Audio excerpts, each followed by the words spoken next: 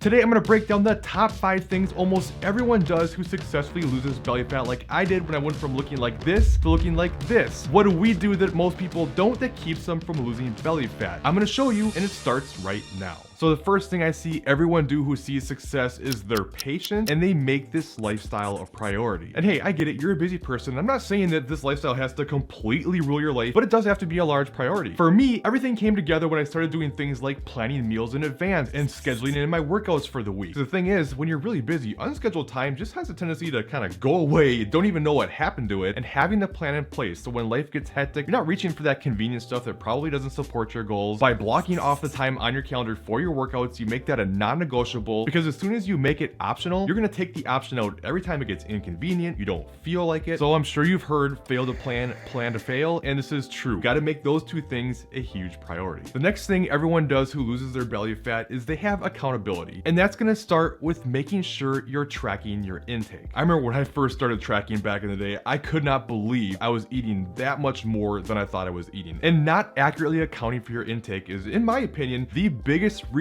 most people struggle to see results. This also comes down to making sure you're accounting for everything. Are you measuring your foods on a food scale? Are you accounting for the smaller things like condiments, cooking oils, coffee creamers, these extra bites and tastes? Are you having frequent cheat meals and untracked days on the weekends? Which, for the record, I'm not saying you can't go out and have fun on the weekends. You can certainly eat more and enjoy yourself, but you want to make sure you're accounting for it. And you can break it up into high and low calorie days. And while you can't know exactly what's in the food you eat when you go out, you want to be accurate when you can. Then when you can't, estimate it best you can and move on with your day. Don't fall into, well, I don't know, so what's the point? That's gonna derail you every single time. The third thing I see almost everyone do who sees success is they eat a high protein diet. Protein adds a way higher thermic effective food than either carbs or fat does. It's gonna help with building muscle, which helps with metabolism, body composition. I'll talk about this later in the video, but it also helps you feel full. And let's be honest, most people who struggle to lose weight struggle because they struggle with their ability to deal with hunger. So aim for around 1 to 1.2 grams per pound of whatever your goal weight might be. The next thing everyone does who sees success is they prioritize an active lifestyle, not just in the gym, but also outside of the gym. I'm telling you, whenever people struggle to lose, I pretty consistently see they have low step counts. They maybe only average 2,000 steps a day. They're only going to the gym a couple times per week. And that makes a bigger difference than you probably realize. In fact, this is, in my opinion, the main reason why most people struggle to lose weight as they get older. It's not because your metabolism tanks. In fact, research has shown it doesn't really slow down much up until the age of around 60. And even then, almost all of it is because of loss of